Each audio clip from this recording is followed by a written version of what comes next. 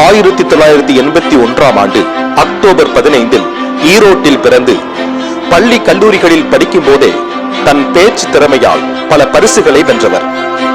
தமிழாசிரியராக தனது பணியை தொடங்கி சன் டிவியின் விசுவின் அரட்டையரங்கம் மூலம் தன் உணர்ச்சிகரமான உரையால் அனைவராலும் அறியப்பட்டவர். ஈரோடு மகேஷ் அவர்கள் ஒரு இந்திய தொலைக்காட்சி தொகுப்பாளர், நடிகர், எழுத்தாளர், நகைச்சுவை நடிகர், வீடியோ ஜாக்கி மற்றும் கல்வியாளர். இவர் தொலைக்காட்சி துறையின் மூலம் முதலில் நன்கு அறியப்பட்டவர். தொலைக்காட்சிகளில் அறிமுகமாகி விஜய் டிவியின் அசத்த போவது யாரு என்ற நிகழ்ச்சி மூலம் புகழ் பெற்றவர். ஈரோடு மகேஷ் அவர்கள் தொலைக்காட்சி நிகழ்ச்சியில் நடிப்பவர்களை உற்சாகப்படுத்த அர்ரா அர்ரா அர்ரா என்ற சொற்றொடரால் அனைவராலும் ரசிக்கப்பட்டவர். விஜய் டிவியின் தற்போது பிரீமியம் ஷோ கலக்கப் போவது யாரு நிகழ்ச்சியின் மூலம் நகைச்சுவை நடிகர் தாடி பாலாஜி, பிரியங்கா, மிமிக்ரி சேது மற்றும் ஆர்த்தி ஆகியோருடன் இணைந்து சிறந்த தொகுப்பாளராகவும் நிகழ்ச்சிகளின் நடுவராகவும் பணிபுரிந்து வருவது குறிப்பிடத்தக்கது. ஈரோடு மகேஷ் 2005ஆம் ஆண்டு மதுரை பாரதி யுகேந்திரா அறக்கட்டளை நடத்திய பேச்சு போட்டியில் சிறந்த இளைஞர் விருதையும், திருவையாறு தமிழகத்தின் செந்தமிழ் திலகம் விருதையும் பெற்றவர்.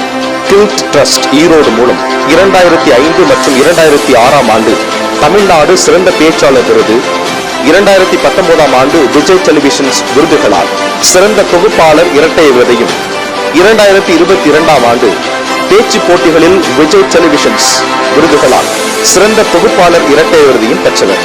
இன்றளவில் பல பள்ளிகளுக்கும் கல்லூரிகளுக்கும் சென்று மாணவர்களிடையே தன்னம்பிக்கையூட்டும் பல நல்லுரைகளை நிகழ்த்தி வருபவர். குழந்தைகள் முதல் பெரியவர்கள் வரை இவர் பேச்சை கேட்டு ஏற்றம் பெற்றோர்கள் ஏராளமானோர்.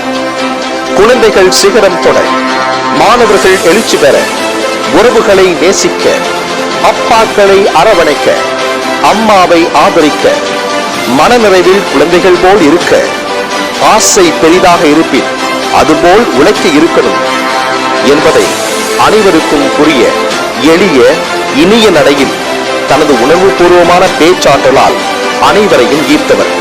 பன்முகம் கொண்ட ஈரோடு மகேஷ் அவர்களை வருக வருக என வரவேற்கிறது கிரீன் பார்க் கல்வி நிறுவனம்.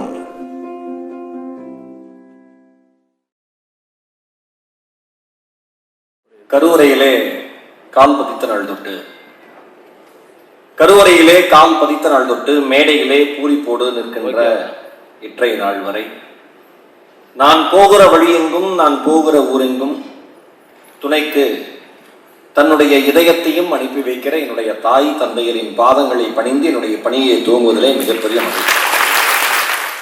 தமிழகத்தில் எத்தனையோ கல்வி நிறுவனங்கள் இருந்தாலும் மிகச்சிறந்த கல்வி நிறுவனமாக தன்னை அடையாளப்படுத்தி கொண்டு தொடர்ந்து அந்த பாதையிலே பயணித்து மிகப்பெரிய சாதனையாளர்களை சமுதாயத்திற்கு தருகிற மிகச்சிறந்த பள்ளியாக இருக்கிற இந்த கிரீன் பார்க் கல்வி குழுமத்தை சார்ந்த உங்கள் அத்தனை பேருக்கும் என்னுடைய அன்பும் வாழ்த்துக்களும். இந்த நிகழ்விற்காக என்னை அழைத்த இந்த கல்வி குழுமத்தை சார்ந்த மரியாதைக்குரிய சேர்மேன் அன்பு அண்ணன் திரு சரவணன் அவர்களுக்கும், இயக்குனர் திருமதி சுதா சரவணன் அவர்களுக்கும், அலைபேசி வாயிலாக என்னை அழைத்து அன்பை பகிர்ந்து கொண்ட இதயம் நிறைந்த அன்பு தம்பி சச்சின் சூர்யா அவர்களுக்கும், படிக்கிற பொழுதே மாணவர்கள் படிப்பை கவனித்துக் கொண்டிருக்கிற அன்பு தம்பி நவீன் சூர்யா அவர்களுக்கும், மேடையில் அமர்ந்திருக்கிற இயக்குநர்கள் அத்துணை பேருக்கும், இந்த நிகழ்விற்கு நான் வருவதற்கு காரணமாக இருந்த மரியாதைக்குரிய அன்பு அண்ணன் ஹரிதேவ் அவர்களுக்கும், டாக்டர் சுப்பிரமணியன் அவர்களுக்கும் என் இதயம் நிறைந்த நன்றிகளை சொல்ல நான் கடமைப்பட்டிருக்கிறேன். எனக்கு ரொம்ப ரொம்ப மகிழ்ச்சியா இருக்கு. மிக மிக அறிமுக என்ன சொல்ல நேர்த்தியான ஒரு ஏற்பாடுன்னு நான் இதை சொல்லுவேன். ஏன்னா வருஷத்துல 365 நாட்கள்ல குறைந்தபட்சம் 250 நாட்களாவது மேடையில் இருக்கிற நபர் நான். ஒரு 250 நிகழ்ச்சி நான் செஞ்சிடறேன் எப்படியும். அதில் பெரும்பாலும் ஒரு 100லேருந்து 150 நிகழ்ச்சி கல்லூரி பள்ளிகள் நிகழ்ச்சியாக தான் இருக்கும், பெரும்பாலும் அப்படிதான் இருக்கும். ஆனால் இந்த நிகழ்ச்சிக்கு அழைத்ததுலேருந்து, இங்கே வந்ததுலேருந்து, இவங்க கோஆர்டினேட் பண்ணதுலேருந்து, எவ்வளவு நேர்த்தியான ஒரு நிறுவனம் கிரீன் பார்க் கல்வி குழுமம் என்பதை ஒவ்வொரு செயலிலும் அவர்கள் நிரூபித்துக் கொண்டே இருக்கிறார்கள். அதற்காக என்னுடைய சிறப்பான நன்றிகளை சொல்ல நான் கடமைப்பட்டிருக்கிறேன். அவ்வளோ அற்புதமா கோஆர்டினேட் பண்ணாங்க. அது ரொம்ப ரொம்ப ரொம்ப ரொம்ப முக்கியம். ஒரு சின்ன விஷயம், ஒரு வாட்டர் பாட்டில கீழே வச்சிருக்காங்க. நிறைய நிகழ்வுகள்ல வாட்டர் பாட்டில மேலேயே வச்சிருப்பாங்க. எடுத்து நான் கீழே வைப்பேன், அப்புறம் எல்லாரும் எடுத்து கீழே வைப்பாங்க. ஒரு சின்ன சின்ன விஷயத்துல கூட நேர்த்தியை கடைபிடிக்கிற மனிதர்களால் தான். இங்க இருக்கிற மாணவர்கள் எல்லாருமே இந்த வார்த்தையை உள்வாங்கிக்குங்க. சின்ன சின்ன ஒழுக்கங்கள் தான் பெரிய பெரிய வெற்றிகளை தேடித்தரும். சின்ன சின்ன ஒழுக்கங்கள் தான். டெய்லி காலைல பல் விளக்குறது சின்ன விஷயமா பெரிய விஷயமாடா? ரொம்ப சாதாரண விஷயம் தான்டா. கரெக்டா? குளிக்கிறது சாதாரண. பாதி பேர் சின்ன விஷயம் சொல்ல மாட்டேங்கிற. குளிக்க மாட்டியா? சின்ன விஷயம் தானே. கரெக்டா? எல்லாம் சின்ன சின்ன விஷயம் தானே. ஆனா பிரஷ் பண்ணா மட்டும்தான் எவ்வளோ க்ளோஸ் ஃப்ரெண்டா இருந்தாலும் நம்மகிட்ட பேசுவா. கரெக்டா? சிம்பிளா சின்ன விஷயம் தான், ஆனா அதான் பெரிய பெரிய வெற்றிகளை தேடி தரும். இந்த நிறுவனம் உள்ள வந்தது நான் ஒன்னொன்னு பார்த்து வியக்கிறேன். எப்பயுமே மனிதர்களை நிறைய கவனிச்சுக்கிட்டே இருப்பேன். என்கிட்ட எல்லாரும் கேட்பாங்க, எப்படி சார் இவ்வளவு பேசுறீங்கன்னு. படிக்கிறது பாதி, சமுதாயத்தை பார்த்து கத்துக்கிறது பாதி. இங்க இருக்கிற எல்லாருமே அதான் பண்ணும். நீங்க படிப்பை தாண்டி நிறைய விஷயம் கவனிக்கணும். யார்கிட்ட என்னென்ன நல்ல விஷயங்கள்லாம் எடுத்துக்கலாம்னு யோசிக்கணும். இப்ப இவ்வளவு பெரிய கல்வி குழுமம் அவ்வளவு அழகா சேர்மேன் சாரோ அவருடைய துணைவியார் அவர்களும் வரவேற்ற விதம், இவ்வளவு ஸ்டூடெண்ட்ஸ் படிக்கிறாங்க, இவ்வளவு பேரை ஹேண்டில் பண்றாங்க, அத்தனை டைரக்டர்ஸும் வரவேற்ற விதம், இது எல்லாம் தான் பண்பு. நான் ஒண்ணு சொல்லவா? தமிழ் அழகா சொல்லுவாங்க, பண்பெனப்படுவது பாடறிந்து ஒழுகல். என்ன அர்த்தம்? அடுத்தவர்கள் நிலையறிஞ்சு நீ நடந்துகிட்டீங்கன்னா அதை விட சிறந்த பண்பாடு வேற எதுவுமே இல்லைன்னு உலகத்திற்கு சொல்லி கொடுத்த ஒரே மொழி தமிழ் மொழி மட்டும்தான். அது இங்க நம்ம கத்துக்கலாம். இன்னொன்னு, ஒரு ஸ்கூல் ஆடிட்டோரியம் அரங்குன்னு போட்டிருந்தோன்னே நான் பார்த்துட்டு, சரி வணக்கம் போல ஒரு ஆடிட்டோரியமா இருக்கும் பொழுது நினைச்சா, இதை விட சிறந்த ஒரு உள்ளரங்கு ஒரு பள்ளியில் இருக்க முடியாது என்கிற வகையில் அவ்வளவு அழகான ஒரு ஆடிட்டோரியம். நான் உள்ள நுழைஞ்ச ஏதோ அவார்ட் ஃபங்க்ஷன் நடக்க போது போல இருக்குன்னு நினைச்சேன். இவ்வளவு எல்இடி செட்டப், இது லைட்ஸ் எல்லாம் பார்த்துட்டு என்ன அழகா ஆர்கனைஸ் பண்ணிருக்காங்கன்னு எனக்கு எல்லாமே சந்தோஷமா. ஒரு பேச்சாளருக்கு சூழல் ரொம்ப முக்கியம். சில ஊர்ல எல்லாம் பேசுறேன், நீங்க பேசுங்க அவங்க நடந்துகிட்டே இருப்பாங்க, நம்ம எங்க பேச. ஒரு ஆடியோ ப்ராப்பரா இருக்காது, லைட்ஸ் ப்ராப்பரா இருக்காது, ஆர்கனைஸ்டா உட்கார்ந்து இருக்க மாட்டாங்க. இது எல்லாமே முக்கியம் தானே ஒரு ஸ்பீக்கருக்கு. எனக்கு வரப்ப அவ்வளவு மகிழ்ச்சியா இருந்தது. இன்னொன்னு, அறிமுகப்படுத்தின பொண்ணு பிரணவதாரணி, கரெக்டாமா? ஒரு அரங்கம் நிறைந்த கைத்தட்டல் அந்த பொண்ணு கொடுங்க.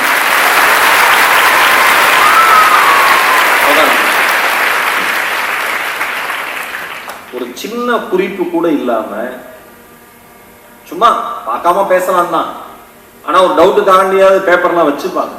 எந்த குறிப்புமே இல்லாம தெளிவான வார்த்தைகள்ல நிறுத்தி நிதானமா எந்த இடத்துல வார்த்தைகளை அழுத்தி சொல்ல வேண்டுமோ அந்த இடத்துல அழுத்தி சொல்லி, எந்த இடத்தில் நிறுத்தி திரும்பி பார்க்க வேண்டுமோ அந்த இடத்தில் நிறுத்தி திரும்பி பார்த்து, எப்படி மேடையில் ஏற வேண்டும், எப்படி மேடையில் இருந்து இறங்க வேண்டும் என்ற எல்லா இலக்கணங்களையும் கற்றுக் கொடுத்த ஆசிரியர்களை நான் மனம் நிறைய பாராட்டுகிறேன். என்ன பிரமாதமான ஒரு அறிமுக உரை. இப்படிதான் இருக்கணும். ஒரு அறிமுகம்னா ஒருத்தர் இப்படிதான் அறிமுகப்படுத்தணும். எவ்வளவு அழகா எல்லாரையும் குறிப்பிட்டு அப்படிதான் இருக்கணும். சில ஊர்ல எல்லாம் அடுத்ததான் பேசுவார், வாங்க வாங்க அப்படின்னு கூப்பிடுவாங்க, ஷேரோட்டா கூப்பிடுற மாதிரி.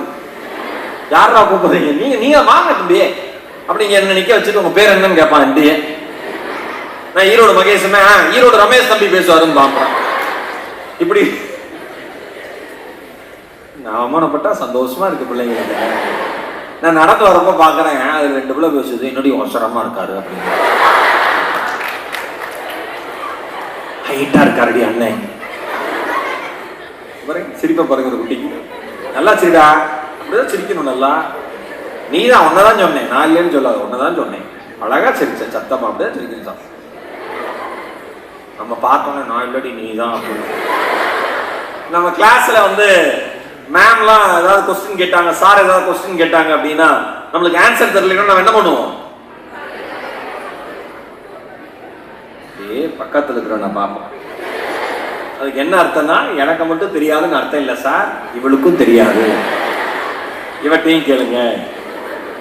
நான் வரேன், என்ன இவ்வளவு ஹைட்டா இருக்காரு ஒரு பிள்ளை, நான் இப்போ 6 அடிடா, கிட்டத்தட்ட கொஞ்சம் கம்மி, 6 ஃபீட்டுக்கு 6 அடிக்கு டிவி இருக்குமா? அதனால நான் கம்மியாக தான் தெரியும் டிவியில. இன்னொரு பிள்ளை சொல்லுது கலரா இருக்காருடி அண்ணே, டிவியில கருப்பா இருப்பான். அதுங்களுக்கே பேசிக்கணும்னு நினைக்கிறேன். எல்லாம் இல்ல, பணம் வந்தா அப்படி ஆயிடுவாங்க போல இருக்குடி. ஒண்ணுமே தங்கம் உசரத்துல நிறத்துல எதுலையுமே நம்ம வெற்றி கிடையவே கிடையாது. ஒன்னே ஒண்ணு சொல்லவா, வண்ணங்களில் இல்லை வாழ்க்கை, எண்ணங்களில் மட்டும்தான் நிறைந்திருக்கிறது வாழ்க்கை. நான் குறிப்பா எனக்கு கேர்ள் ஸ்டூடெண்ட்ஸ் இருக்கிற செஷனா கொடுங்கன்னு கேட்டு வாங்கினேன். பசங்க வேண்டாம், எனக்கு பொம்பளை பிள்ளைங்க ஃபர்ஸ்ட், நான் கேர்ள் ஸ்டூடெண்ட்ஸ்க்கு எடுத்துறேன் இந்த செஷன் அப்படின்னு நான் கேட்டு வாங்கினேன். ஏன்னா உங்ககிட்ட தான் நிறைய பேச வேண்டியது, அதனால நான் உங்ககிட்ட கேட்டு வாங்குவோம், நிறைய ஷேர் பண்ணுவோம். ஏன்னா உங்களுக்கு தான் அவ்வளவு இன்ஃபீரியாரிட்டி காம்ப்ளெக்ஸ் இருக்கும் உள்ளுக்குள்ள. படிச்சுக்கிட்டே இருப்ப, ஏற்ற மாதிரி கண்ணாடி இருந்ததுன்னா முடிஞ்சு போச்சு.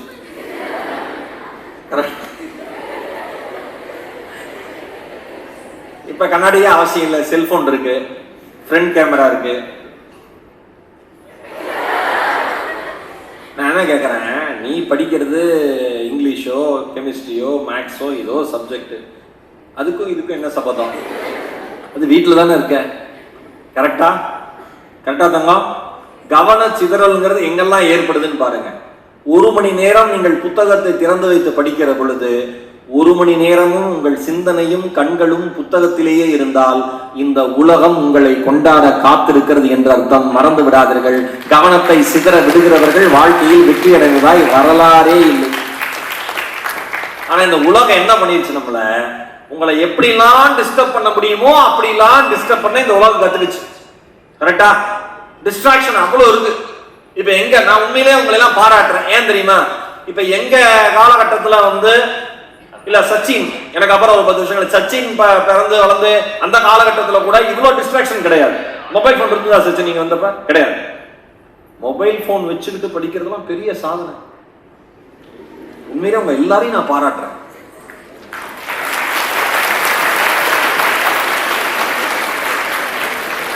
இப்ப எல்லாரும் கை தட்டிட்டீங்களே, இப்ப விஷயத்துக்கு வரேன். மொபைல் போன் வச்சுட்டு படிக்கிறது பாராட்டணும். எங்களுக்கு டிஸ்ட்ராக்ஷன் எங்களுக்கு கம்மி கண்ணு, உங்களுக்கு அதிகம். ஆனா எங்களுக்கு என்ன ஒரு பெரிய பிளஸ் இருந்ததுன்னா, அம்மா அப்பாவை மதிக்கிறதும் ஆசிரியர்களை மதிக்கிறதும் இயல்பா எங்களுக்கு இருந்தது. உங்களுக்கு அது கொஞ்சம் கம்மியோன்னு நினைக்கிறேன் இந்த ஜெனரேஷனுக்கு. கிராண்டடா எடுத்துக்கிறீங்க டீச்சர்ஸ் எல்லாரையுமே, சொல்லித்தர ஆசிரியர்கள் எல்லாரையுமே. ரொம்ப எமோஷனலி இம்பேலன்ஸ்டா இருக்கீங்க. உங்களால ஒரு முடிவை சராசரியா ஒரு சராசரி மனுஷன் எடுக்கிற முடிவை கூட இன்னைக்கு இருக்கிற இளைய தலைமுறையால தெளிவா எடுக்க முடியல. காரணம் என்ன தெரியுமா? இத நாம யூஸ் பண்ணணும், இது நம்மளை யூஸ் பண்ணிடக்கூடாது. இவ்வளவுதான் லைஃபே. Shorts reels. ஷார்ட்ஸ் எவ்வளவு நேரம் போகும்னு 30 செகண்ட் 60 செகண்ட்ஸ் அதான் ஷார்ட்ஸ். ரீல்ஸ் அது 60 செகண்ட்ஸ் அந்த மாதிரி கொஞ்சம் போகும், எனக்கு தெரியல. ஓகே, நான் வரப்ப ஃப்ளைட்ல பாக்குறேன், சிங்கப்பூர்ல இருந்து சென்னை வரப்ப ஒரு பிள்ளை உட்காந்துருக்கு. எனக்கு என்ன பையனா இப்படியே போயிடும் போல இருக்கு கையெழுத்து. ஃப்ளைட் ஏறி டேக் ஆஃப் ஆகிற வரைக்கும் நான் எழுதி தரேன், 10 வருஷம் கழிச்சு இது கை நிக்காது, இப்படியே இருக்கும். 1.5 hour பார்த்துட்டு கேட்டு கிட்ட அவங்க அம்மாட்ட சொல்லுது, எதுவுமே நல்லா இல்லை. அப்புறம் 1.5 மணி நேரம் பார்த்தேன், நல்லா இல்லைன்னு தெரிஞ்சுக்கிறதுக்காக 1.5 மணி நேரம் பார்த்தேன். தாங்க ஒன்னே ஒன்று சொல்றேன், இருக்கிற அத்தனை பேருக்கும் கடந்து போன நிமிடத்தை கூட நம்மால் மீட்டெடுக்க முடியாது. உங்களை சந்தோஷமா இருக்க வேண்டாம், ஜாலியா இருக்க வேண்டாம், பாட்டு கேட்க வேண்டாம், படம் பார்க்க வேண்டாம், எதுவுமே நான் சொல்ல மாட்டேன். ஆனால் எதற்கு எவ்வளவு நேரம் ஒதுக்க வேண்டும் என்கிற அறிவு நமக்கு இல்லைன்னா வாழ்க்கையில தோத்து போயிடும். புரியுதா? எதுக்கு எவ்வளோ நேரம்? உங்களுடைய பொறுமையினுடைய அளவை குறைப்பது தான் சோசியல் மீடியாவோட மிகப்பெரிய மேஜிக்கே, தந்திரமே, சூழ்ச்சியே. பொறுமையினுடைய அளவை குறைக்கிறது என்ன? 1 மணி நேரம் பார்த்துட்டு இருந்த வீடியோ, 3/4 மணி நேரம் பார்த்துட்டு இருந்த வீடியோ, 1/4 மணி நேரம் பார்த்துட்டு இருந்த வீடியோ மெல்ல மெல்ல இப்போ எவ்வளோக்கு வந்திருக்கு? 30 செகண்டுக்கும் 60 செகண்டுக்கும் வந்திருக்கு. கரெக்டா? அந்த 60 செகண்ட் வீடியோ கூட நம்ம பிள்ளைங்க ஃபுல்லா பார்க்க மாட்டேங்குது. 20 செகண்ட்ல போர் அடிக்குதுன்னு அடுத்த ரீல்ஸ் போயிருக்கு. எவனா ஒரு ஆட ஆரம்பிச்சானா ஆடிட்டே இருப்பா, வெட்டேன் பார்க்க மாட்டேங்குது. யோசிச்சு பாருங்க. இன்னொன்னு, எதை நீங்க அதிகமா ரசிச்சு பாக்குறீங்க? நான் எல்லா கொஸ்டினாவே உங்கள்கிட்ட விட்டுறேன். இந்த செஷன் முடிஞ்சதுக்கு அப்புறம் நீ நைட்டு வீட்டுக்கு போய் எல்லாமே நான் சொன்னேன், ஓ மகேஷன் வந்தாரு, இதெல்லாம் பேசினாரு, நாம கொஞ்சம் நம்மளுக்குள்ள ஒரு செல்ஃப் ரியலைசேஷன் போவோம், ஒரு அனலைஸ் பண்ணி பார்ப்போம், ஒரு சுய மதிப்பீடு பண்ணுவோம்னு மட்டும் நீங்க யோசிங்க. உங்கள்கிட்டயே அந்த கேள்வி எல்லாம் விட்டுறேன். நீங்க எதை அதிகமா பாக்குறீங்க வீடியோல? யோசிச்சு பாருங்க. அடுத்தவர்களை காயப்படுத்தி அதன் மூலமா நமக்கு சிரிப்பு வர்றது அதிகமா பாக்குறோம். பிராங்க் வீடியோ அதிகமா பாக்குறோமா? கரெக்டா? பார்க்கலைன்னா சந்தோஷம். ஒரு பிராங்க் வீடியோ கூட பார்த்து நீ சிரிச்சது இல்ல, தலையாட்டின பொண்ணு அமைதியா இருக்கு. பிராங்க் வீடியோ பாக்குறவங்களுக்கு இல்ல அடுத்தவங்களை திட்டி இப்ப பேசுறவங்க வீடியோ பாக்குறவங்களுக்கு எல்லாம் ஒன்னே ஒண்ணு சொல்றேன், உங்கள் மனதில் அந்த எண்ணம் இருந்தால் மட்டும்தான் அந்த வீடியோவை உங்களால முழுமையா பார்க்க தோணும். இல்லைன்னா தோணாது. இல்லைன்னா தோணவே தோணாது. 30 செகண்ட் 60 செகண்டுக்கு உங்களுடைய பொறுமையினுடைய அளவை குறைத்ததனுடைய காரணமே, இதோட உதவி இல்லாம உங்களால அலோனா இருக்க முடியாதுங்கிற மாதிரி சுத்தி இருக்கிற உலகம் உங்களை சூழ்ச்சி பண்ணுது. தயவு செஞ்சு விழிப்போட இருங்க. மொபைல் போனை கண்டுபிடிச்ச மார்ட்டின் கூப்பர் தான் நினைக்கிறேன். மார்ட்டின் கூப்பர் சொன்னாரு, மனுஷங்களை பார்த்தா பாவமா இருக்குன்னு. யாரு கண்டுபிடிச்சவன்? ஏன் சொல்றான்? சிக்னல்ல கிராஸ் பண்றப்ப ஒருத்தன் போயிட்டான், போன் பேசிட்டே போறாமா, அப்படியே போறான். கேட்டா அவுட் கோயிங் காலம், போயிடுறான். ட்ரெயின் வர்றது கூட தெரியாம ரயில்வே ட்ராக்கை கிராஸ் பண்ணி அடிபட்டு இறந்து போறாங்க. போன் பேசிட்டு போறப்ப, போனை பார்த்துட்டு போறப்ப. அப்ப உங்களுடைய சிந்தனை சுற்றி இருக்கிற சமுதாயத்தை கவனிக்க கூடாதுன்னு திட்டமிட்டு அவங்க பிளான் பண்றத தயவு செஞ்சு விழிப்போட இருந்து கத்துக்கோங்க. ஒரே ஒரு விஷயம் நான் சொல்றேன், இந்த மொபைல் போனால ஏற்பட்ட பாதிப்புகள் நீங்க நியூஸ்ல பாக்குறதோ இல்ல பேப்பர்ல படிக்கிறதோ ரொம்ப ரொம்ப ரொம்ப ரொம்ப கம்மியான பெர்சன்டேஜ். ஒரு சோசியல் மீடியா அக்கௌண்ட் எனக்கு தெரிஞ்ச எல்லாரும் மெஜாரிட்டி வச்சிருப்பீங்க. இல்லைன்னா சூப்பர், இருந்ததுன்னா கவனமா யூஸ் பண்ணு. வேண்டானே நான் சொல்ல மாட்டேன். அதை வந்து யூஸ்ஃபுல்லா இருக்கிற மாதிரி யூஸ் பண்ணு. ஏதோ ஒரு அன்னோன் நம்பர்ல இருந்து, அன்னோன் ப்ரொஃபைல்ல இருந்து ஒரு ரெக்வெஸ்ட் வந்ததுன்னா பரவசமாகாத.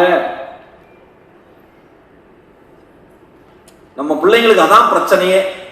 ஒரு போட்டோ நல்லா இருந்துருச்சு, ஒரு ரெக்வெஸ்ட் வருது, நல்லா இருக்கானே இந்த பையன், ப்ரொஃபைல பார்ப்போம். ப்ரொஃபைல பார்த்தா எல்லா போட்டோவும் சூப்பரா இருக்கு, இவ்வளவு சூப்பரா இருக்கானே. அப்படியே ஓம் ப்ரொஃபைல் இருக்கும், ஓம் போட்டோ எல்லாமே சூப்பரா தான் இருக்கும். ஏன்? நீயும் எடிட் பண்ணி தான் போட்டிருக்க, அவனும் எடிட் பண்ணி தான் போட்டிருக்கான். இந்த 2 எடிட் பண்ணதும் சேர்ந்து வாழ்க்கையை எப்படி எடிட் பண்ணாம இருக்கும்? புரியுதா உங்களுக்கு நான் சொல்றதோட அர்த்தம்? யாரோ ஒருத்தன், யாரோ ஒருவர் உங்களுக்கு ஏதோ ஒரு மூலையிலிருந்து கொடுக்கிற ரெக்வெஸ்ட் உங்களை பரவசப்படுத்துதுன்னா அந்த ரெக்வெஸ்ட் மேல கவனமா இருங்க. நேற்று நான் பேசுறப்ப சொன்னேன், வாழ்க்கையில் உடனடியாக உங்களை பரவசப்படுத்துகிற விஷயத்தின் மீது அதீத கவனத்தோடு இருங்கள். எது உங்களை பரவசப்படுத்தலையோ அதை நோக்கி பயணிக்க ஆரம்பிங்கள். படிப்பு பரவசப்படுத்தாது. புக்கை திறந்து வச்சாலே தூக்கம் வருது. உன் ஃப்ரெண்ட் எப்படி உனக்கு மேல நல்லவளா தானே இருப்பா? எந்த சப்ஜெக்ட் டி? அதுக்கு இந்த பிள்ளை எல்லா சப்ஜெக்டும் டி. வீட்டுல அம்மா என்ன சொல்றாங்கடி? அடிச்சு கொன்றுன்னு சொல்றாங்க. உங்க அம்மா என்னெல்லாம் அடிச்சுட்டாங்கடி.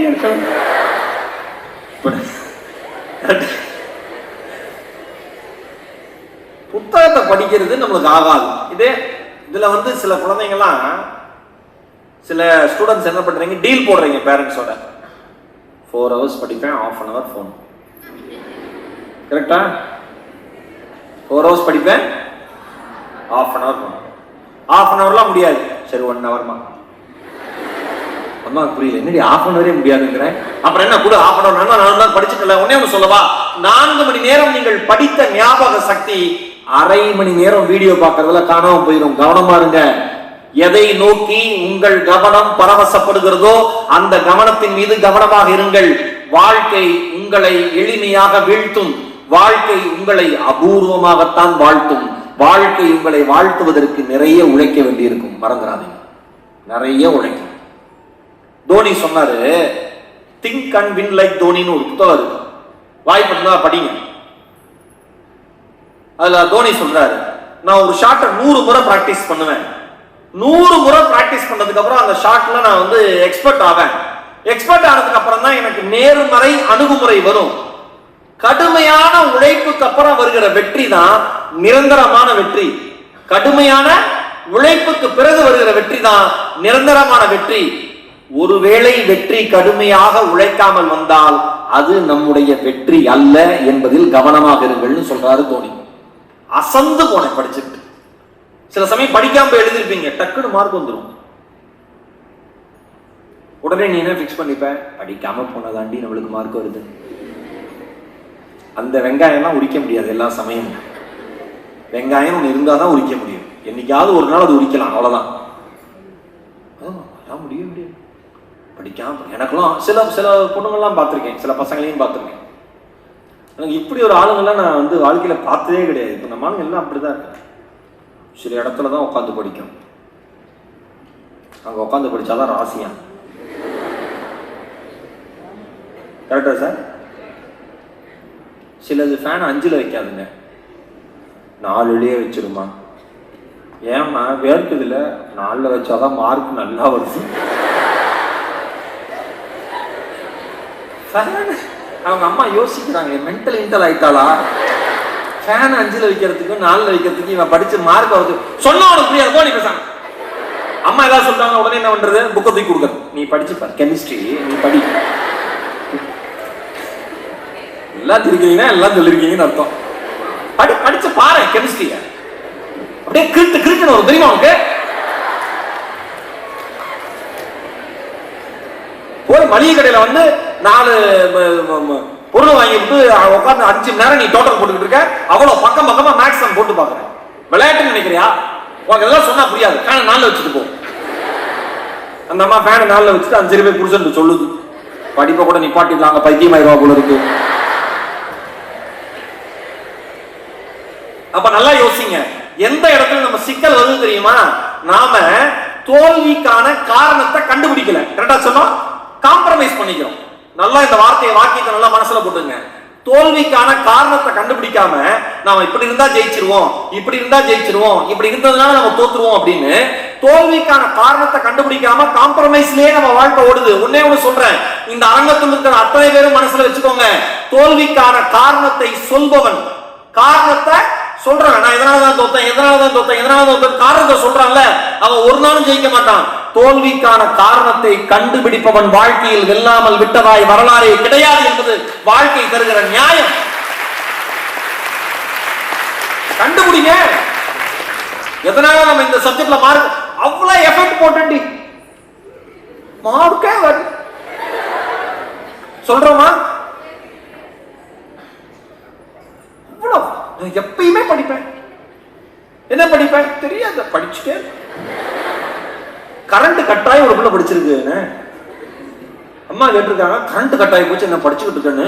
படிக்கிற இன்ட்ரெஸ்ட்ல கரண்ட் போடுறதே தெரியல மாட்டேன். என்ன கதை பாருங்க. படிக்கிறேன், சும்மா புத்தகத்தை வச்சு நடக்கிறது படிக்கிறது கிடையாது. படிப்பது என்பது ஒரு தியானம் மாதிரி. படிப்பது என்பது ஒரு தியானம் மாதிரி. தியானம் செய்கிற பொழுது சுற்றி இருக்கிற எந்த தொந்தரவுகளும் தியானம் செய்பவரை எப்படி பாதிக்காமல் இருக்குமோ, படிக்கிற பொழுது உங்களை சுற்றி நடக்கிற எதுவும் கவனிக்காமல் படிப்பின் மீது யார் மூழ்குகிறார்களோ படிப்பில் அவர்கள் சிறந்தவர்களாக வருவார்கள் என்பது வாழ்க்கை சொல்லித் தருகிற தத்துவம்.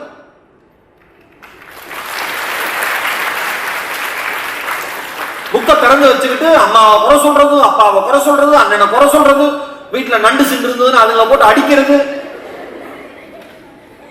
இவன் படிச்சுக்கிட்டு இருப்பான் உட்காந்து ரூம்ல, ஹால்ல அப்பா நியூஸ் பாப்பாரு. நியூஸ் இப்ப நியூஸ் தான் முக்கியமா உனக்கு?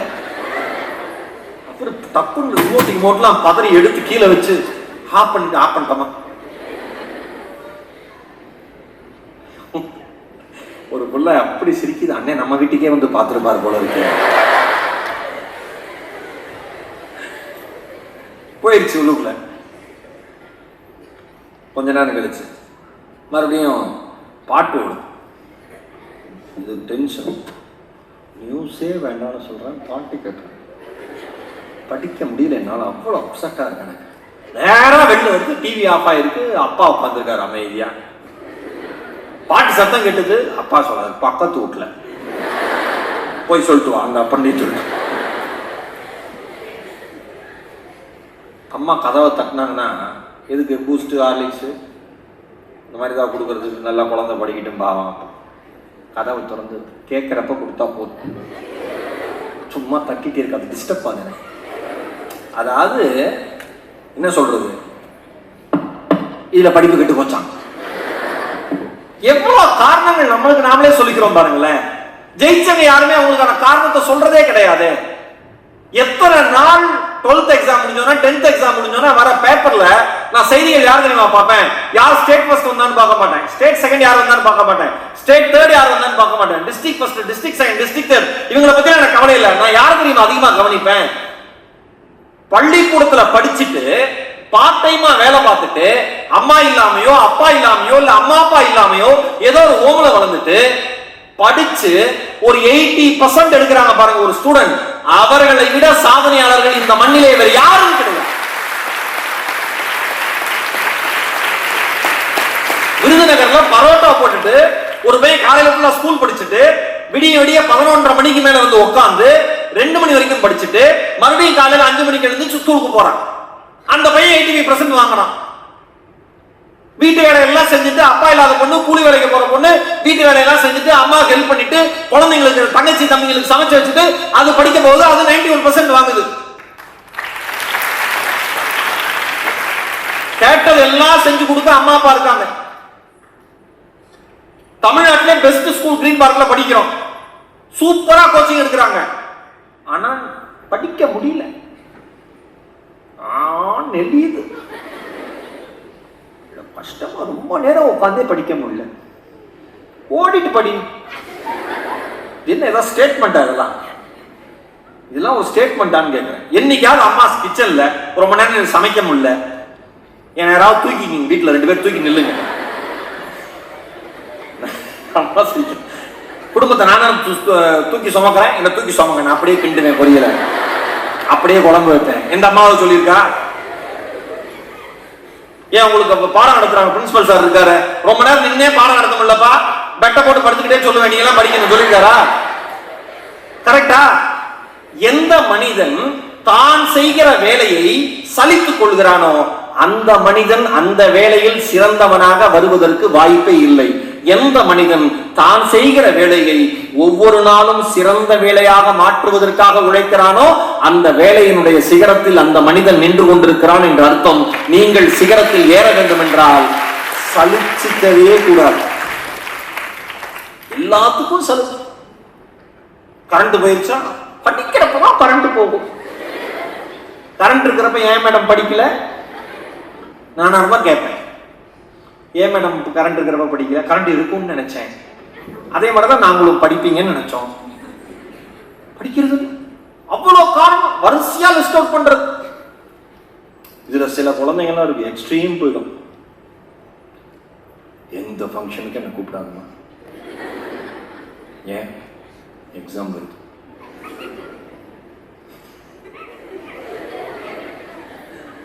கோயில் திருவிழா, தயவு செஞ்சு இந்த ஊருட்டே போயிடலாமான்னு இருக்காங்க.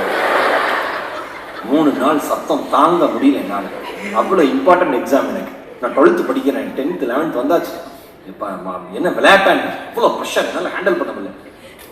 இது ஒன்று. அம்மா சொல்கிறாங்க, பயந்து பயந்து நாளைக்கு ஒரு கல்யாணம். இந்த பொண்ணு கேட்குது, உனக்கா?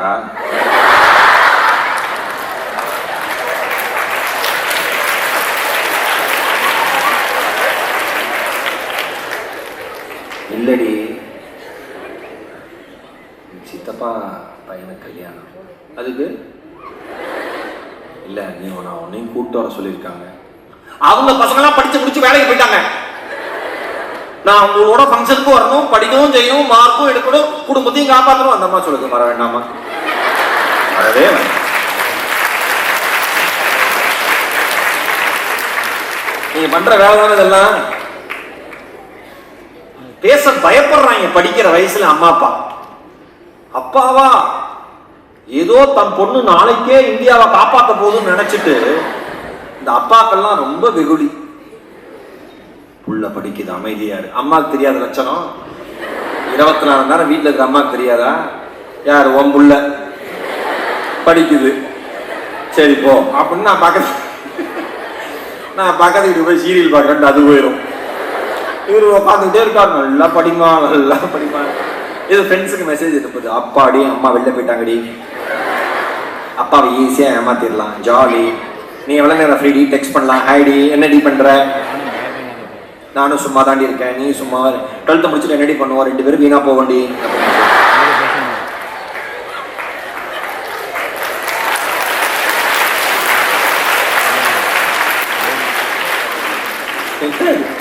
அடுத்தவர்களை ஏமாத்துறதுனால நமக்கு என்ன தன்மை கிடைக்க போகுது? நம்ம அம்மா அப்பாவை ஏமாத்துறதுனால நமக்கு என்ன கிடைக்க போகுது? ஒண்ணுமே கிடைக்க போறது.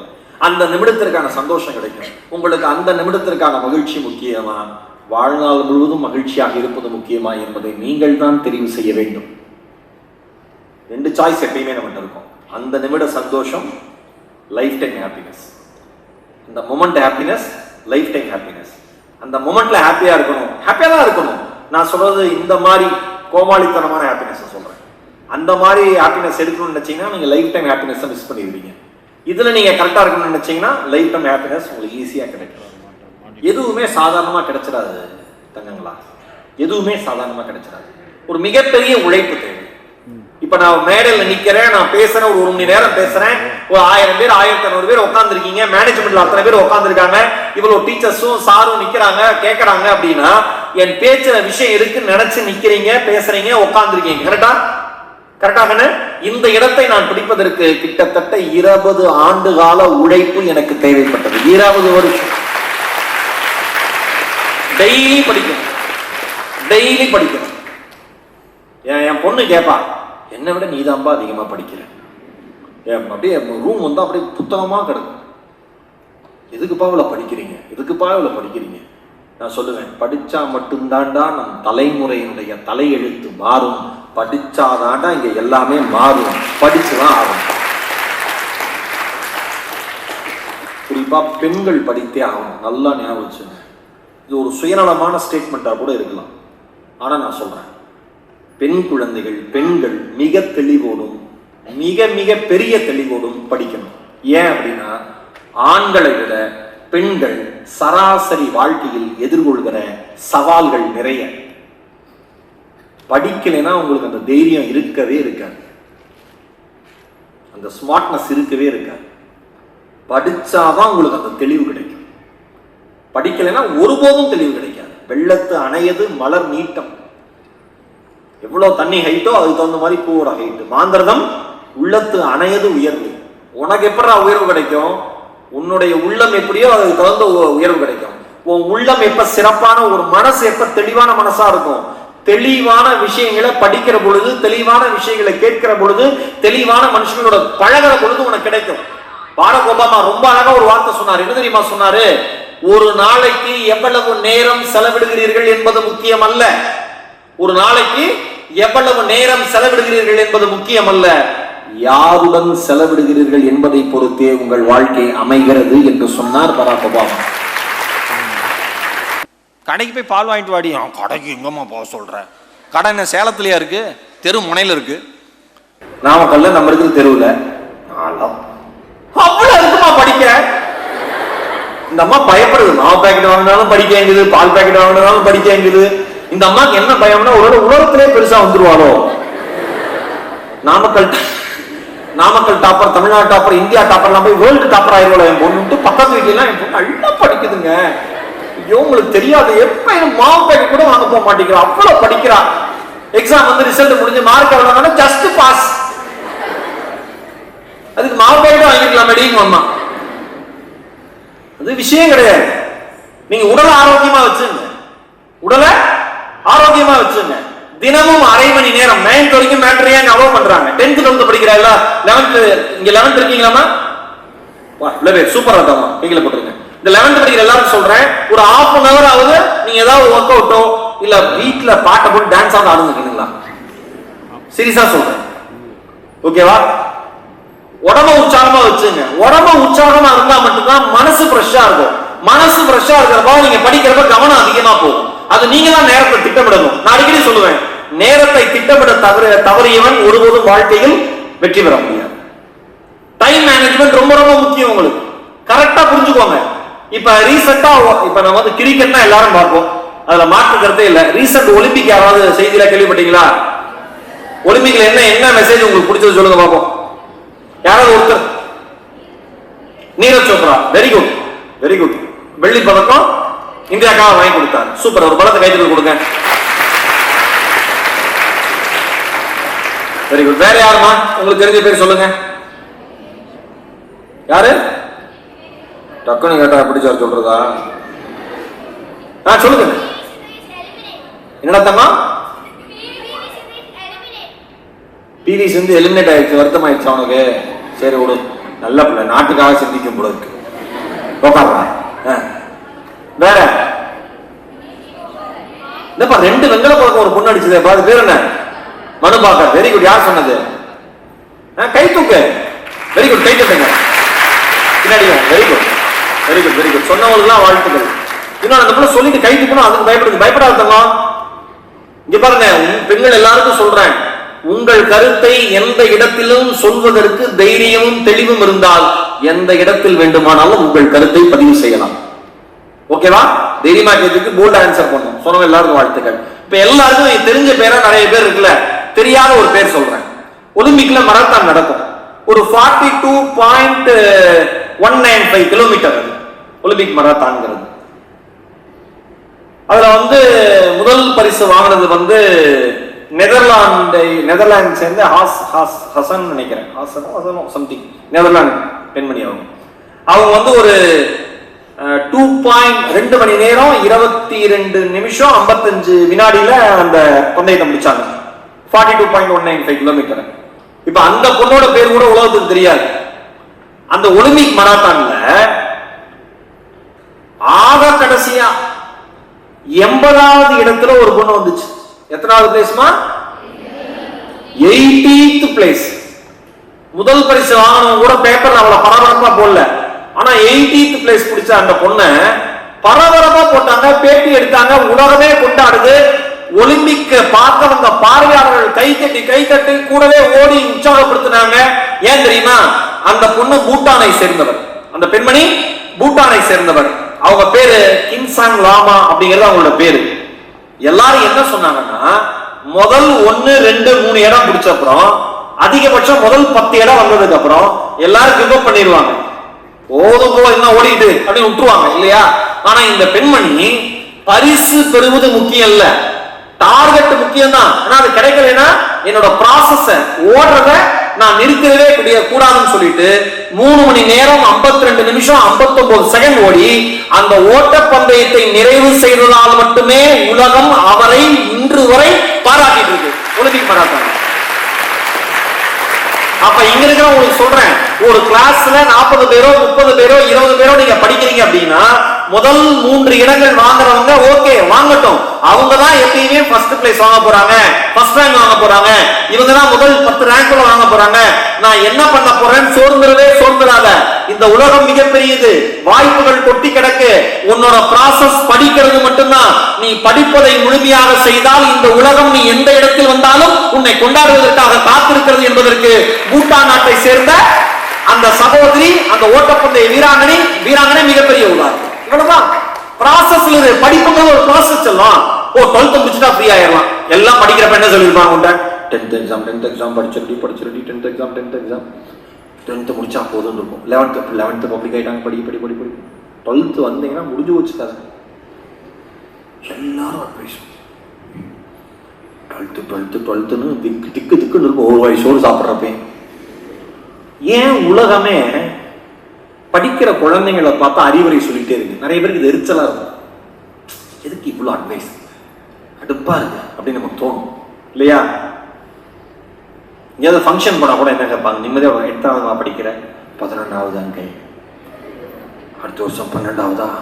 ஆமா 11க்கு அப்புறம் 12 தான். இது தெரியாதா? யாருக்கு தெரியாது? அடுத்த வருஷம் 12வதா? நம்மளை அப்படியே சுருன்னு இருக்கும். ஆமா அங்கிள், கவனமா படிமா. உங்க அப்பா அவ்வளவு கஷ்டப்படுற, இவர் எழுதுறாரு, ஏன்னா இவர் எழுதுறாரு, எல்லாம் படிமா, காப்பாத்திருமா, அதை பண்ணிருமா, இதை பண்ணிருமா. சரி சரி சரி. அடுத்த 4 தினம் நடந்தா, யாருப்பா அவங்களோட பிள்ளையா நீ, என்னமா படிக்கிற? இந்த பொண்ணுக்கு இப்ப பயமா இருக்கு, 11th சொல்லலாமா, சொன்னா அடுத்த வருஷம் 12th கேட்பாங்களே அப்படின்னு இது என்ன பண்ணிருக்கு, 10வது இருக்கு. 10வது பொது பரீட்சை தானே, நல்லா படிச்சிருத்தாயே. உங்க அம்மா ரொம்ப கஷ்டப்படுதுன்னு அந்த அம்மா. இப்ப அவங்க பாக்குற எல்லாருமே படி படி படி படி படி படி படி படின்னு சொல்லிட்டே இருக்காங்க. ஏன் தெரியுமா? உங்களுக்கு முன்னால் வாழ்ந்த சமூகம் தவறவிட்டதை பின்னால் வாழ்கிற சமூகம் தவறவிடக் கூடாது என்கிற அக்கறையின் மூலமாக வந்த சொற்கள் தானே தவிர உங்களை காயப்படுத்த வேண்டும், உங்களுக்கு அறிவுரை சொல்ல வேண்டும் என்கிற வந்த சொற்கள் அல்ல. ஏன் பதறோம் எல்லாரும் படிச்சிருன்னு? படிச்சா மட்டும்தான் தெளிவு இருக்கும், படிச்சா மட்டும்தான் உங்களால வாழ முடியும். ஐபிஎல் நடந்துச்சுல, ஐபிஎல் நடந்துச்சா? ஐபிஎல் எல்லாம் பாத்தீங்களா? சூப்பர். எவ்வளவு நாள் போச்சு ஐபிஎல் மொத்தம்? ஐபிஎல் பாக்குறப்ப சில மென்டல் இருக்கும், நான் பாத்திருக்கேன். ஒரே இடத்துல உட்கார்ந்து இருந்தா அவுட் ஆவாங்க. யார் ரொம்ப நல்ல கிரிக்கெட் நல்ல வெறி பிடிச்ச மாதிரி பார்ப்பேன், கை தூக்குது. நானும் அப்படிதான் பார்ப்பேன். நேர்மையான கை தூக்குதுங்க, வெரி குட்ரா. இப்படி எல்லாம் பண்ணி உங்களுக்கு எல்லாருக்கும் ஒரு அசம்ஷன் இருக்குமா இல்லையா? கைகளை போட்டுருங்க. கரெக்டா? இந்த இடத்துல உட்காந்து பார்த்தா இவன் 6 அடிச்சிருவான், இந்தியா வின் பண்ணிரும். என் ஃப்ரெண்ட் ஒருத்தன் பயங்கரமான கிரிக்கெட் பிளேயர், மேட்ச் பார்க்க மாட்டான், பார்த்தா இந்தியா தோத்துருமா, அவன் பார்க்கலைன்னா ஜெயிக்குமா. ஏன்னா இவனோட ரிசல்ட் கேட்டுட்டு அந்த 11 பேர் விளையாடுறாங்க. கால் பண்ணி தோனி கேட்கிறாரு, சார் நீங்க மேட்ச் பாக்குறீங்களா சார்? நீங்க, நான் பார்க்க மாட்டேன் சார், தயவு செஞ்சு பாத்துறாதா, நீ பாத்தீங்கன்னா நான் தோத்துருவேன் சொல்லிட்டு கிரவுண்டுக்குள்ள போறேன். எவ்வளவு மூரத்தனம் பாருங்க நமக்குலாம். நான் என்ன சொல்றேன், யாரோ ஒருவர் நம்ம சார் நம்ம டீம் நம்ம நாடு இருக்கட்டும், ஆனா நமக்கு யாரோ தான், நம்மளுக்கு நம்ம அம்மா அப்பா அவங்களுக்கு நாம தான் முக்கியம். கரெக்டா? அவங்களுக்கு தோனி விட, விராட் கோலி விட, யசஸ்வி ஜெய்ஸ்வால் விட, எல்லாரையும் விட யார் முக்கியம்? அவங்களுக்கு நாம தான் முக்கியம்.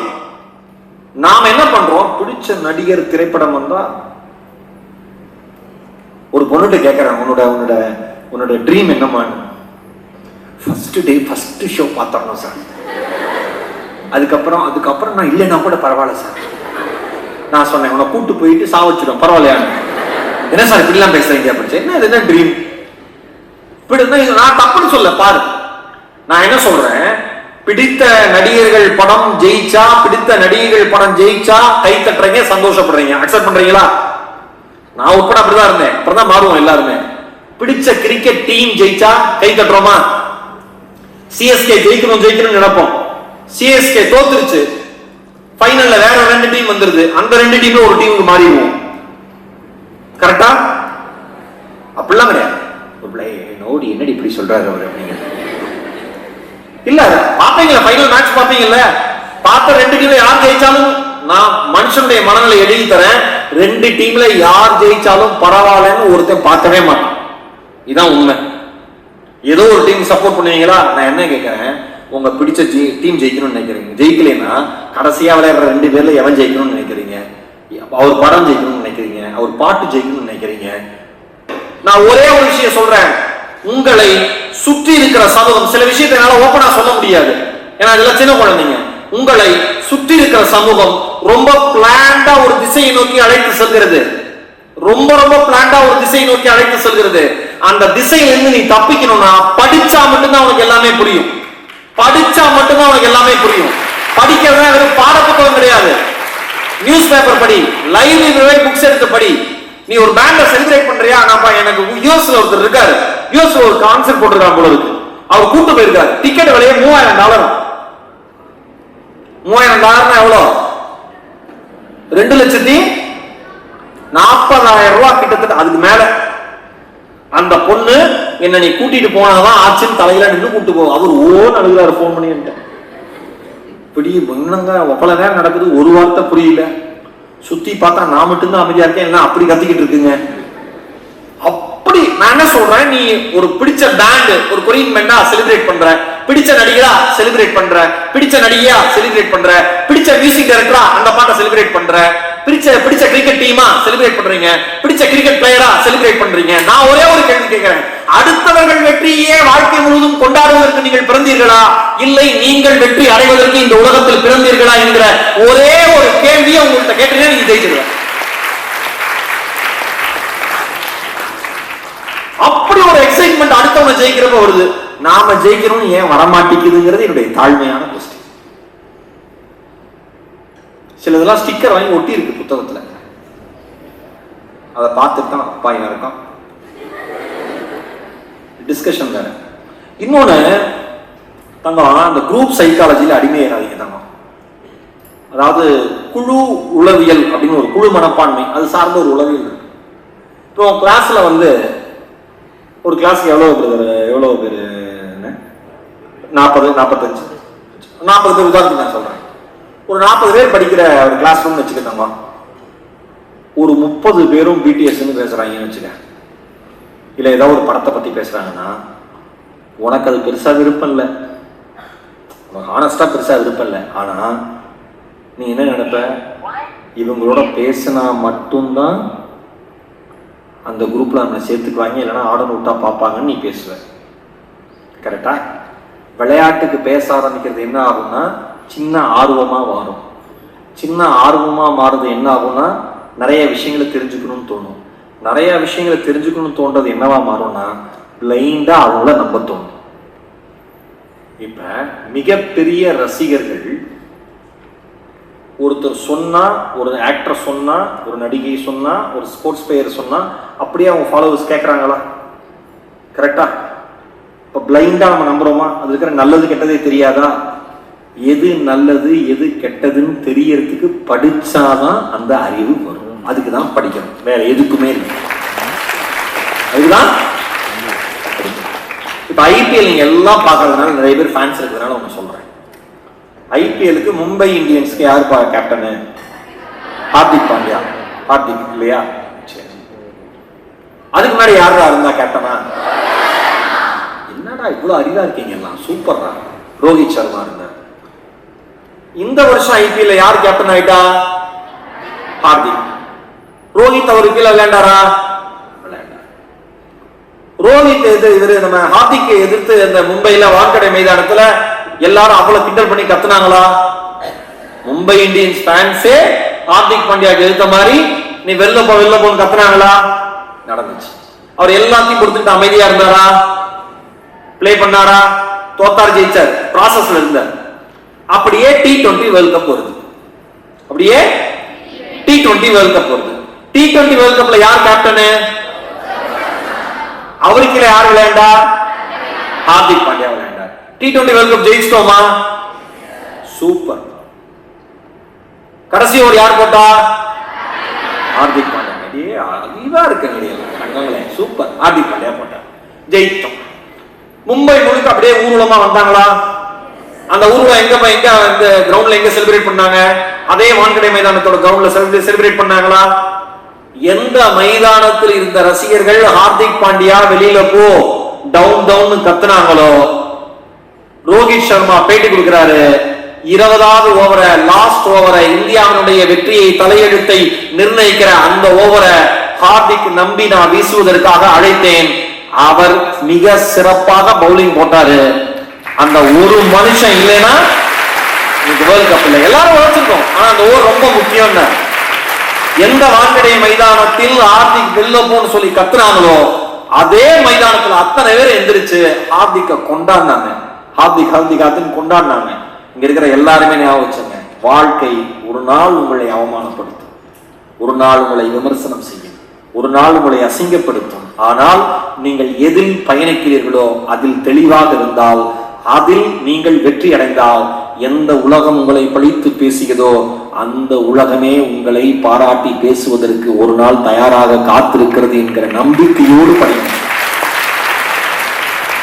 எதுக்கு இந்த உதாரணம் சொல்றேன்னா, கிளாஸ்ல டீச்சரோ சாரோ ஏதாவது சொல்லிட்டாங்கன்னா ரொம்ப சென்சிட்டிவா இருக்காதுங்க.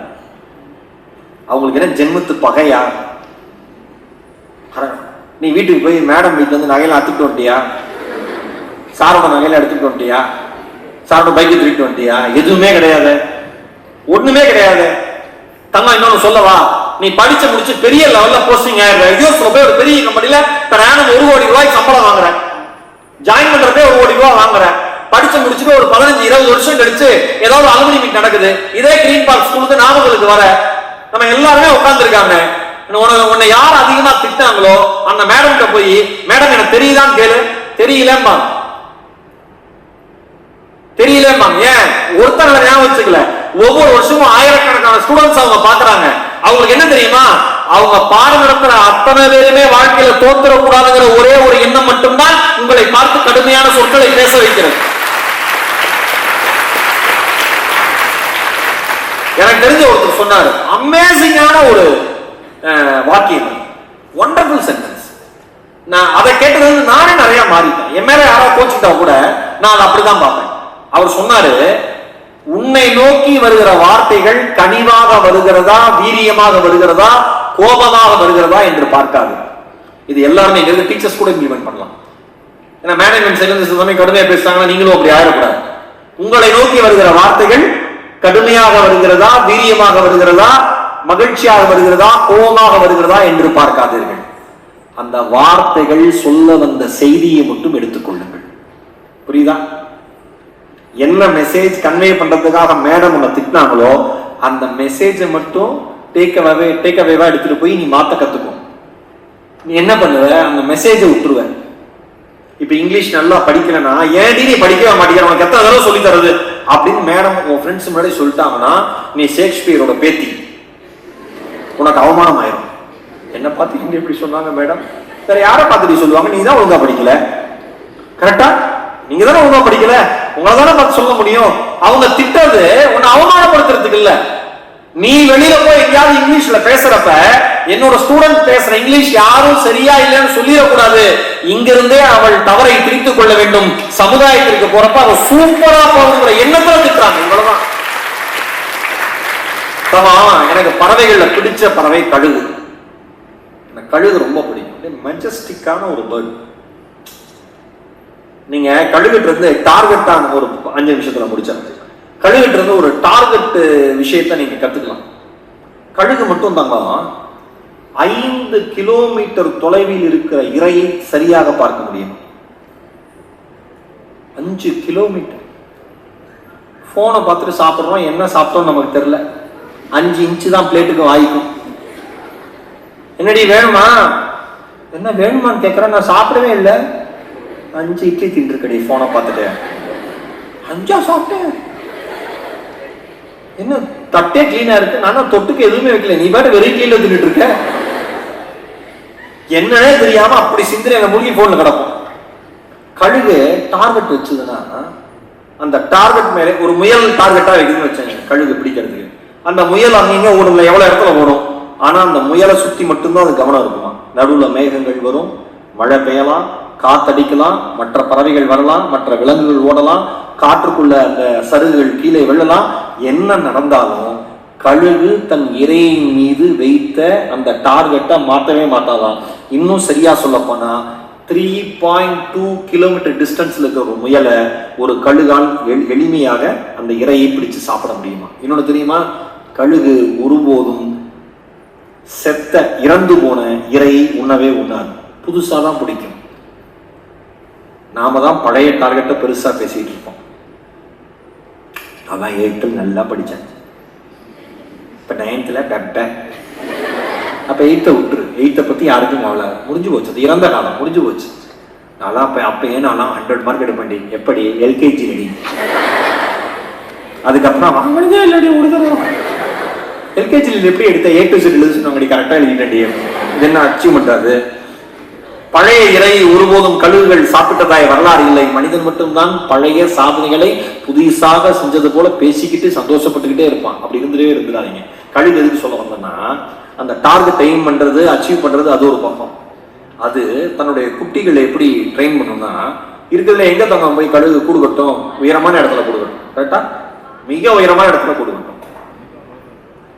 அந்த இடத்துல கூடு கட்டிட்டு முட்டை போட்டதுக்கு அப்புறம் கழுகு தன்னுடைய குட்டிகள் எப்படி ட்ரெயின் பண்ணும்னா, முட்டையில இருந்து வெளில வந்து அது ரொம்ப சாஃப்டான ஒரு கூடா அதை அமைக்கும். கழுகு கூடு வந்து ரொம்ப சாஃப்டா மெது மெது மெது மெதுன்னு இருக்கும்.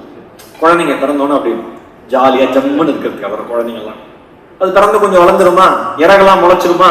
இறகெல்லாம் முளைச்சோன்னே தாய் கழுகு என்ன தெரியுமா பண்ணும், அந்த கம்ஃபர்ட் ஜோன்ல இருக்கிற ஒவ்வொரு சருகா உருவும் லேசா குத்த ஆரம்பிக்கும். அப்படியே நின்றும், குட்டி கழுகுகள்லாம் நின்றும் அப்படியே ஃபுல்லா கம்ஃபர்ட் ஜோன் வெளியில எடுத்துரும். வெறும் குச்சி குச்சியா குத்துற மாதிரி மட்டும் இருக்கும். அதால இருக்கவே முடியாது கூட்டுல அந்த குட்டி கழுகுகளால. அது என்ன பண்ணும்னா, தாய் கழுகு மெல்ல மெல்ல மெல்ல தள்ளி கூட்டினுடைய ஓரத்திற்கு கொண்டு போய் கீழே இருக்கிற தரையை காமிக்கும். அந்த குட்டி கழுகு முதல் முறையாக கூட்டை விட்டு வெளியே தலையை நீட்டி கீழே பார்க்கும். பார்த்த உடனே அம்மாவை பார்க்கும். கொலகார பாவி, இவ்வளோ வசரத்திலேயா கூடு கட்டி வைப்ப, கொல்ல பார்த்திருக்க என்ன அப்படின்னு அது நினைச்சிட்டு இருக்கிறப்பே அந்த தாய் கழுகு கவலையே படாம ஒரு புஷ் பண்ணி தள்ளி விட்டுரும். சிறகு இருக்கு, பறக்க முடியும். பயம் நம்முடைய சிறகுகள் நமக்கு இருக்கிறது என்பதையே உணர்த்தாது. நீ பயத்துல ஒரு சப்ஜெக்டை ஹேண்டில் பண்ணினா கடைசி வரைக்கும் உன்னால அதுல மார்க்கே ஸ்கோர் பண்ண முடியாது. நீயே ப்ரீஃபிக்ஸ் பண்ணிப்ப, எனக்கு மேக்ஸ் வராது, எனக்கு இங்கிலீஷ் வராது, எனக்கு கெமிஸ்ட்ரி வராது, ஆனா ஃபோன் பார்க்க வராதுன்னு மட்டும் வாயில வராது மாதிரி சப்ஜெக்ட் வரேன். நீயே ப்ரீஃபிக்ஸ் பண்ணிக்காத. அது சிறகு இருக்கு, கீழே வருது, விழப்போகுது, பறக்கணும், பறக்க கீழே ஆல்மோஸ்ட் தரையை டச் ஆகிற சமயத்துல தாய் கழுகு தாங்கி பிடிச்சு மறுபடியும் மேல கூட்டு போயிடும். அப்ப அது நினைக்குமா, love you so much mummy, நான் உன்னை பலகாரப்பாகின்னு நினைச்சிட்டேன், என்னை எவ்வளவு ஸ்வீட்டா நீ பாத்துக்கிற, தேங்க்யூ அப்படின்னு போய் மறுபடியும் கூட்டுல விட்டு அடுத்த செகண்ட் மறுபடியும் தள்ளி விடுமா. ஒன்றை போய் இப்படி நினைச்சிட்டு அப்படின்னு அது கீழே வருமா. கீழே வந்து மறுபடியும் தரைய தொடர சமயத்துல மறுபடியும் தாய் கழுகு பிடிச்சு மேல விடுமா. தன் குழந்தை தன்னுடைய சொந்த சிறையில் பறக்கிற வரை இந்த பயிற்சியை தாய் கழுகு கொடுத்து கொண்டே இருக்கும். ஆனால் ஒருபோதும் தரையில் மோத விட்டு அதை இறக்க வைக்கவே வைக்காது. உங்கள் ஆசிரியர்களும் அப்படித்தான். உங்கள் ஆசிரியர்களும் அப்படித்தான். அவர்கள் திட்டுவது, அவர்கள் கண்டிப்பாக நடந்து கொள்வது, சில சமயம் கோபமாக உங்களை பார்ப்பது எல்லாமே உங்கள் சிறையில் நீங்கள் பறக்க வேண்டும் என்பதற்காக மட்டும்தானே தவிர வேறு எதற்காகவும் இல்லை என்பதை புரிந்து கொண்டால் நீங்க ஆசிரியர்கள் மேல ரொம்ப ரொம்ப ரொம்ப ரொம்ப பெரிய மரியாதையோடு இருப்பீங்க. நான் எப்பயும் சொல்லுவேன், நான் இந்த வாழ்க்கை வாழ்வதற்கு காரணமாக இருந்த என்னுடைய ஆசிரியர்கள் டாக்டர் தாமோதரன் என்கிற அரவிந்தன், டாக்டர் மன்சூர், இவங்க ஆடுதுறை அழகப்பண்டி செல்வையா, இவங்கெல்லாம் இல்லைன்னா ஈரோடு மகேஷ் எந்த இடத்திலும் சிறிது கூட தெரிந்திருக்க மாட்டான். என் ஆசிரியர்கள் போட்ட பிச்சை தான் இந்த வாழ்க்கை என்று சொல்வது எனக்கு மிகப்பெரிய மகிழ்ச்சி. ஒரு சின்ன விழிப்புணர்வோட வந்து சொல்லலாம், நான் சொல்லி முடிக்கிறேன். சின்ன அவேர்னஸோட எப்பயுமே இருக்கு. இறையன்பு ஐஏஎஸ் ஐயா சொல்லுவாரு, அவேர்னஸ் எங்கிருந்து ஆரம்பிக்கணும் அப்படின்னா, விழிப்புணர்வு எங்கிருந்து ஆரம்பிக்கணும்னா, காலையில பெட்ல இருந்து எந்திரிக்கிறோம்ல தங்கம், ஃபர்ஸ்ட் எந்த காலை எடுத்து கீழே வைக்கிறோங்கிறதுல இருந்து ஆரம்பிக்கணுமா. நீங்க எக்ஸாம் டைம்ல பேனா வச்சுட்டு தேடுவீங்களாமா, புக்கு பையிலே இருக்கும், எங்க புக்குன்னு தேடுவீங்கல்ல, அந்த மாதிரி நல்ல விஷயங்கள்லாம் நிறைய செய்வீங்கல்ல. புக் எங்க புக் எங்க புக் எங்க புக் எங்க, அந்த அம்மா புக்குன்னு இருக்கும், எங்கடி புக், எனக்கு என்னடி தெரியும், நீ தாண்டி படிச்ச, இந்த வீட்டுல வச்சா நீ இந்த வீட்டுல பிடிக்கல, இனிமேல் எங்கேயாவது போயிடுறேன் அப்படின்ட்டு டப்புன்னு பைய திறக்கும் பாருங்க, புக்கு உள்ள இருக்கும். அமைதியா சிப்பா மூடிட்டு கிடைச்சதா கிடைக்கல கிடைக்கல அப்படின்ட்டு போயிடும். ஏன்னா கௌரவம் குறைஞ்சிடக்கூடாது, கலெக்டரமாகும். தேடி இருக்கோமா இல்லையா? புக்கு படிச்சுட்டு இருக்கோம், புக்கு கடியில பேனா இருக்கும். அதை 5 நிமிஷமா தேடும் பக்கி.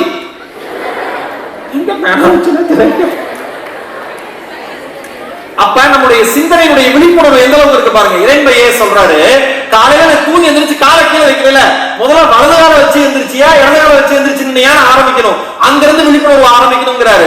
ஒண்ணுல தங்கம் 2 படம் போட்டிருப்பாங்க, பேப்பர்ல பாத்துருப்பீங்க, புக்ல எல்லாம் வரும். 6 வித்தியாசங்களை கண்டுபிடி. பாத்திருக்கீங்களா? 2 படம் போட்டு ஒரு பிள்ளை சொல்லுது, 2 படம் போட்டு 6 வித்தியாசங்களை கண்டுபிடி. நம்ம டக்கு டக்கு டக்கு 4 கண்டுபிடிச்சிருவோம்.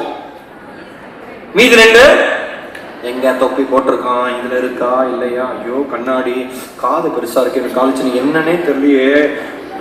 ஒரு அம்மா அப்பா. இது விழிப்புணர்வோட ஒரு சுமாரான நிலை.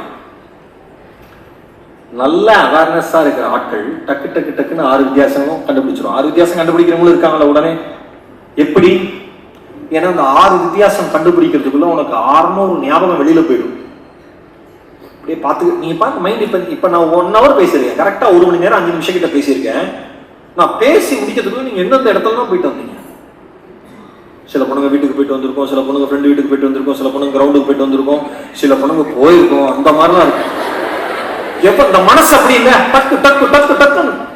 இப்ப உண்மையிலே நீங்க பாரிஸ் போகணும்னா நீங்க பாஸ்போர்ட் எடுக்கணும், விசா எடுக்கணும், டிக்கெட்டை போடணும், டிராவல் பண்ணணும், நடுவு இடத்துல இறங்கணும், அப்புறம் மாறணும். அதான் மனசுக்கு தேவையே இல்லையா? பாரிஸ் சீவில் நிக்கிறீங்க அப்படின்னா போய் நின்றுலாமே, செல்ஃபி எடுத்துட்டு மறுபடியும் இங்கே கிரீன் பார்க் வந்துடலாமே. மனசு பிரச்சனை இல்ல. அதான் மனசு ஒரு குரங்கு நல்ல சொல்லுங்க, குரங்கு போச்சுக்கும். ஏன் குரங்கு ஒரே சமயத்துல 2 கிளையை பிடிச்சிருக்கும், மனுஷன் தான் 10 கிளையை பிடிச்சிருப்பான். 10 இடத்துல இருப்பான். கான்சன்ட்ரேட் அப்படிமாங்க மேம்லாம். என்ன பண்ற? மேம் ஒண்ணு பண்ணல மேம், அதான் தெரியல லட்சணம் உட்காரு சொல்றாங்கல்ல. 6 வித்தியாசம் கண்டுபிடிக்க சொல்றாங்கல்ல. 6 வித்தியாசத்தை 4 கண்டுபிடிக்கிறோம், 5 கண்டுபிடிக்கிறோம். ஒரு சிம்பிள் ஒரு தியரி சொல்லித்தரேன். ஒரு இந்த மாதிரி 6 வித்தியாசம் கண்டுபிடிக்கிறதுல ஒரு எடுத்து நீங்க 6 வித்தியாசத்தையும் அடுத்தடுத்த படங்கள்ல பயிற்சி பண்ணிட்டே வாங்க. ஒரு குறிப்பிட்ட நேரத்துக்கு அப்புறம் 6 வித்தியாசத்தையும் உங்களால உடனே கண்டுபிடிச்ச முடியும். அப்ப விழிப்புணர்வு சரியா இருக்குன்னு அர்த்தம். ஒண்ணுமே இல்ல, எந்த மனிதன் அவேர்னஸோட விழிப்புணர்வோட தன்னை சுற்றி என்ன நடக்கிறது, தனக்குள் என்ன நடக்கிறது, தன் குடும்பத்தில் என்ன நடக்கிறது, தன் படிப்பில் என்ன நடக்கிறது, தன் சமூகத்தில் என்ன நடக்கிறது என்கிற விழிப்புணர்வோடு இருக்கிற மனிதன் தான் இந்த உலகத்திற்கு தேவை. மற்றவன் வருவான், வாழ்வான், சாப்பிடுவான், சம்பாதிப்பான், போயிடுவான். அந்த மாதிரி இருக்கவே கூடாது. உங்களால் இந்த உலகத்திற்கு நீங்கள் செய்ய முடிந்தது என்ன என்கிற ஒரு கேள்வியை எப்பொழுதும் எழுப்பிக் கொள்ளுங்கள். ஒரே ஒரு விஷயம் இறையன் ஐயா எழுதுனதுதான். ஒரு பையன் செடியை நட்டுறான், வளர்க்கிறான். அந்த செடி வளருது, பையனும் வளர்றான். ரொம்ப அன்பா பேசுவான் சின்ன வயசுல அந்த வளர்கிற மரத்துக்கிட்ட. எனக்கு ஒன்று ரொம்ப பிடிக்கும், என்ன ரொம்ப பிடிக்கும், அந்த மரத்தை கட்டி பிடிக்கும், அந்த மரத்துக்கு முத்தம் கொடுப்பான், எல்லாம் பண்ணுவான். அந்த மரமும் இவன் மேல அவ்வளோ லவ்வா இருக்கும். மரம் வளர்ந்துருது பெருசா, பையனும் வளர்ந்துடுறான், காணாம போயிடும். பையன் பொண்ணு ஒரு மனிதன் வச்சு அந்த மனிதன் வளர்ந்துடுறான், காணாம. அந்த மரம் ஏக்கத்தோட இருக்கு. எப்ப அவன் வருவான், நம்மகிட்ட ஆசையா பேசுவானே.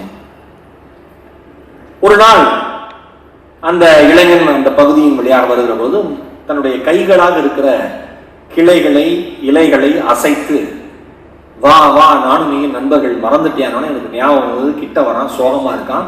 ஏன் சோகமா இருக்கேன்னு அந்த மரம் கேட்குது. இந்த மனிதன் சொல்றான், இல்ல நான் இப்ப பிசினஸ் பண்ணிட்டு இருக்கேன், வீடெல்லாம் கட்டி கொடுக்குறேன், அதுல ஜன்னல்கள் வைக்க போறேன், அதுக்கு மரம் தேவைப்படுது, காசு இல்லைன்னு சொன்னேன். அந்த மரம் சொல்லுது, நீ ஏன் கவலைப்படுற, என் இருக்கிற கிளைகள்லாம் எடுத்துட்டு போய் ஜன்னலா வச்சுக்கோ அப்படின்னு. உண்மையாவா? நான் உண்மையாதான் சொல்றேன், நீ எல்லா கிளைகளையும் வெட்டி எடுத்துட்டு போ அப்படின்னா அவன் வெட்டி எடுத்துட்டு போயிடுறான்.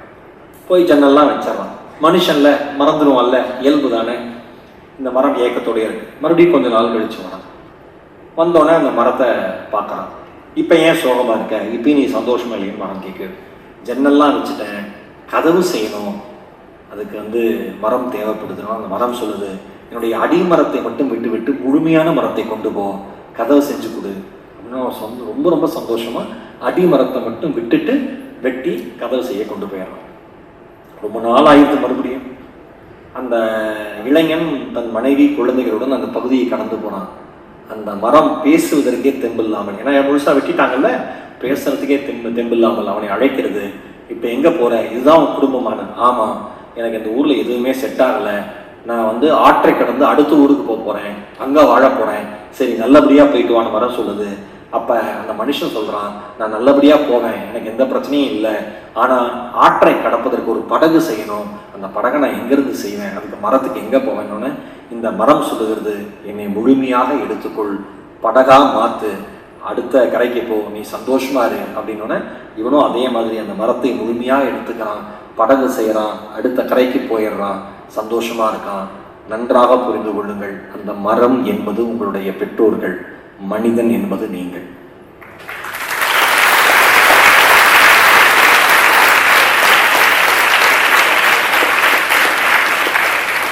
தன்னிடம் இருக்கிற அனைத்தையும் உங்களுக்கு கொடுத்துவிட்டு நீங்கள் மகிழ்ச்சியாக இருந்தால் போதும் என்று நினைப்பவர்கள் பெற்றோர்கள். அவர்களுக்கு நீங்கள் செய்கிற ஒரே ஒரு நன்றி கடன், நீங்கள் நினைத்த இடத்தை எந்த டிஸ்ட்ராக்ஷனும் இல்லாமல் நீங்கள் போய் அடையிறது மட்டும்தான். அவர்கள் வாழ்ந்ததற்கான சுவடு இருக்கிறதா இல்லையா என்று அவர்கள் ஒருபோதும் கவலைப்படுவதில்லை. தன் அடுத்த தலைமுறை நலமாக இருக்க வேண்டும் என்று நினைப்பவர்கள் பெற்றோர்கள்.